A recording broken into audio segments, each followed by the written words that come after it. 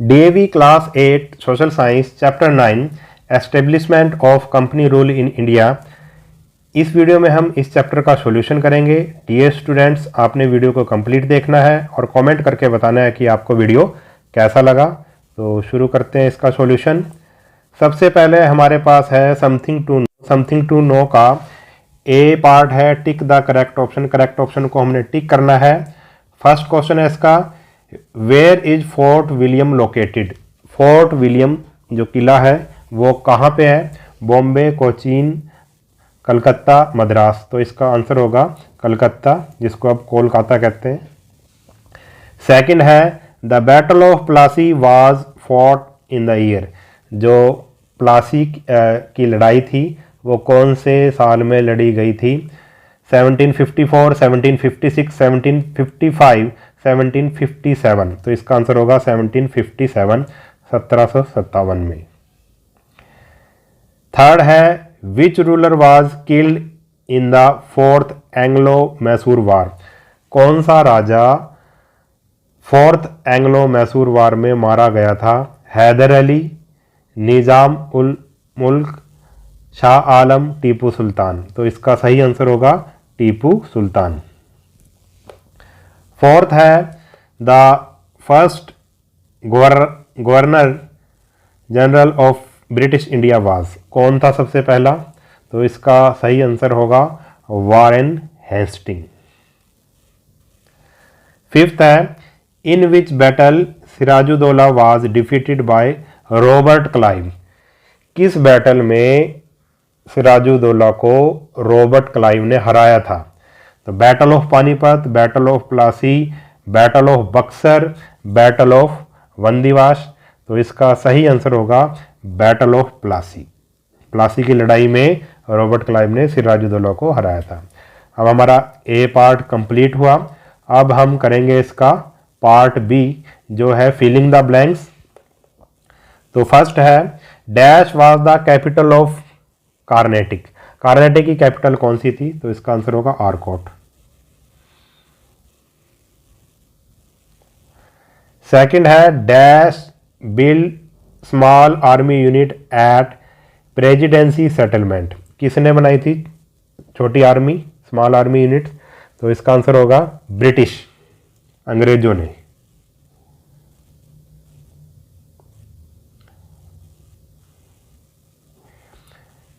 Third है was called back to France in disgrace. किसको वापस बुला लिया गया था फ्रांस में, या वो चला गया था? तो ये है डुप्ले।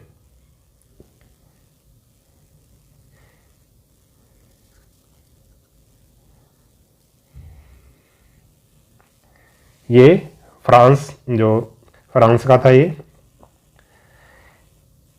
फोर्थ है dash means the right to collect land revenue. इसका मतलब ये है कि आप लैंड रेवेन्यू को कलेक्ट कर सकते हो, आपको अधिकार मिल गया है। तो वो कौन सी टर्म थी? इसका टर्म का नाम था दीवानी। दीवानी का मतलब ये है कि आप क्या कर सकते हो, जो लैंड रेवेन्यू होता है उसको कलेक्ट कर सकते हो।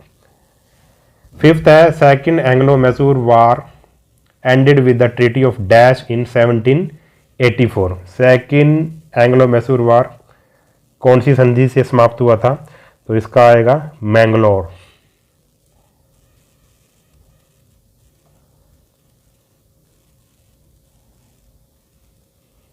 मैंगलोर।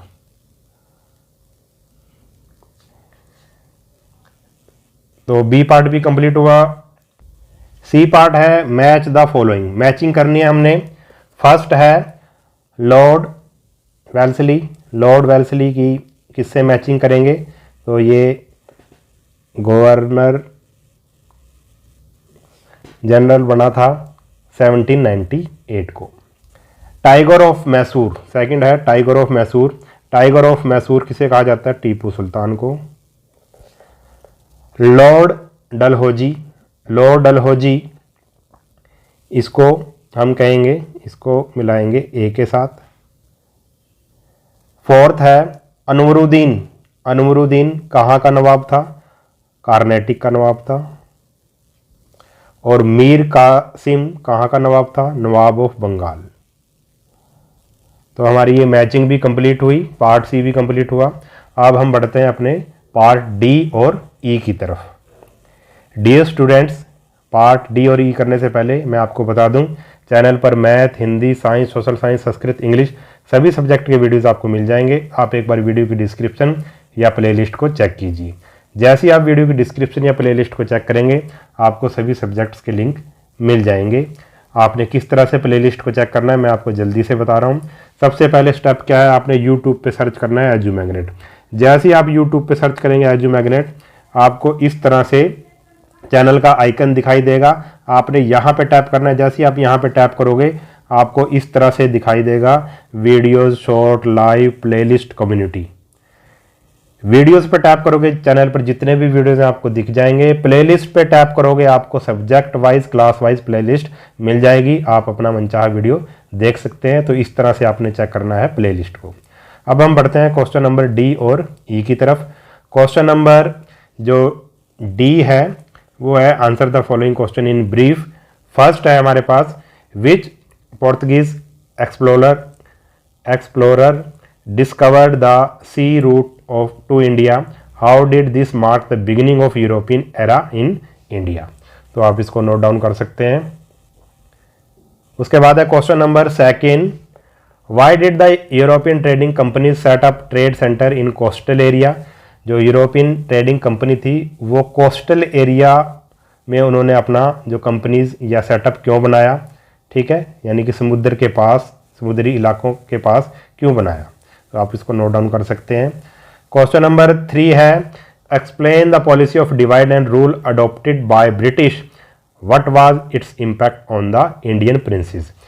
जो ब्रिटिश की जो पॉलिसी थी डिवाइड एंड रूल, फूट डालो और राज करो, क्या थी वो, व्हाट वाज द इम्पैक्ट, और इसका क्या प्रभाव पड़ा, जो इंडियन प्रिंसेस थे उन पे क्या इसका इफेक्ट पड़ा, इम्पैक्ट पड़ा। फोर्थ है, describe the causes and consequences of the first Carnatic war. First Carnatic war के क्या कारण थे और उसके क्या परिणाम निकले, वो आपने बताने हैं। तो ये कॉजेज हैं और ये कॉन्सिक्वेंसेज हैं। तो आप इसको नोट डाउन कर सकते हैं। उसके बाद है question number 5, how did the assumption of Deewani benefit the East India company.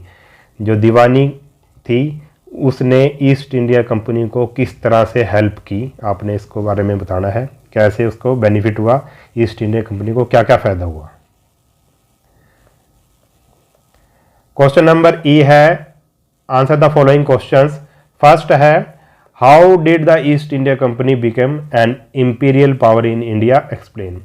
जो ईस्ट इंडिया कंपनी थी वो इंडिया में उसका राज कैसे आया, उसको हमने एक्सप्लेन करना है। तो आप इसको नोट डाउन कर सकते हैं।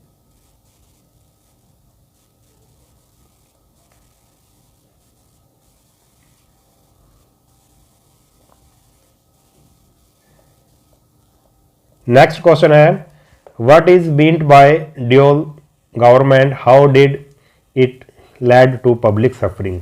जो ड्यूल गवर्नमेंट थी उसका मतलब क्या है, और ये इसने जो पब्लिक के जो कष्ट हैं, जो जनता के जो दुख हैं वो कैसे बढ़ाए, इसके बारे में आपने लिखना है। तो आप इसको नोट डाउन कर सकते हैं। नेक्स्ट क्वेश्चन है हमारे पास, the battle of Buxar was a turning point in India, give argument to support the statement. जो बक्सर की लड़ाई थी वो टर्निंग पॉइंट थी इंडिया में, आपने आर्ग्यूमेंट, इस आर्ग्यूमेंट को सपोर्ट करने के लिए स्टेटमेंट देनी है, बताना है। तो आप इसको नोट डाउन कर सकते हैं। नेक्स्ट क्वेश्चन है हमारा, लास्ट क्वेश्चन है, what was the importance of battle of Plassey. Battle of Plassey की क्या इंपॉर्टेंस थी, तो आप इसको नोट डाउन कर सकते हैं। डियर स्टूडेंट, इस चैप्टर का सॉल्यूशन कंप्लीट हुआ। अगर वीडियो आपको अच्छा लगा है तो चैनल को सब्सक्राइब कर लेना और वीडियो को अपने सभी दोस्तों के साथ शेयर जरूर कर देना। मिलते हैं नेक्स्ट वीडियो में, तब तक के लिए नमस्कार।